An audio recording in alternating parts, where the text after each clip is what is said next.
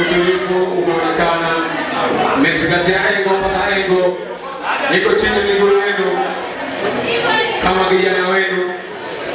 Nimezindua nyimbo 6 kwa wakati mmoja. Mmenipa sapoti kubwa sana. Sina sababu ya kumwomba Mwenyezi Mungu azidi kuwa bless pale mlipojitoa, basi aweze kuwazidishia. Pia nisiwaache hivi hivi. Lazima nitimize kile nilichoahidi. Mwenyezi Mungu akinipa kibali na kunipa uwezo, neema na nguvu, mwaka huu nafanya kitu kikubwa zaidi. Pia makofi kwake, naomba utulivu uwe mkubwa zaidi. Neno hili naomba masikio yenu, akili zenu zifanye kazi kwa hili, ili niweze kutoka hapa nilipo, niweze kufika kule ninapopataka. Soda moja, soda ni hata sisi pia tuna vipaji.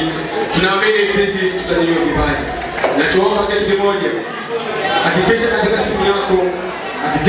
simu yako unaandika fighter Dendea, fighter.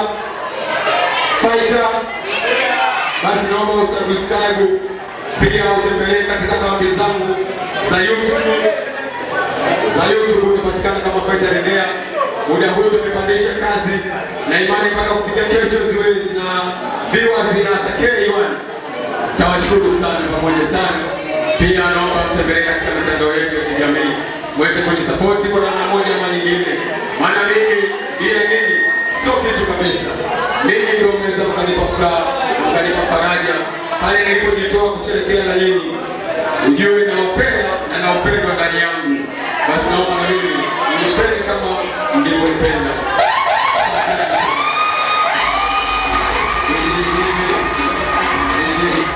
Tunamshukuru sana lakini njoo mara moja.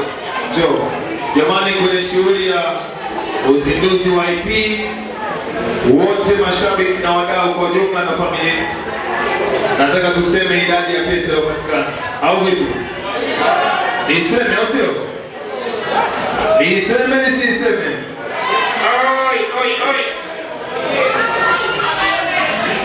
Sasa kwenye hesabu yetu nzima tangu shughuli imeanza tumetimiza 1,108,000. Pigeni makofi mengi sana.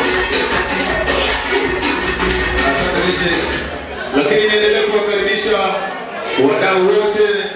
Una shughuli yako na jambo lako, Viva kama Viva tunapokea na unafanya shughuli yako kama unavyotaka. Kwa hiyo management ya Viva inawashukuru wote na inakushukuru wewe pia kwa sababu kuja kuonyesha jambo hapa. Na sisi Viva tunasema karibuni sana kwa shughuli yako yoyote. Karibuni sana na tutakuja kuzungumza kwa bei nafuu.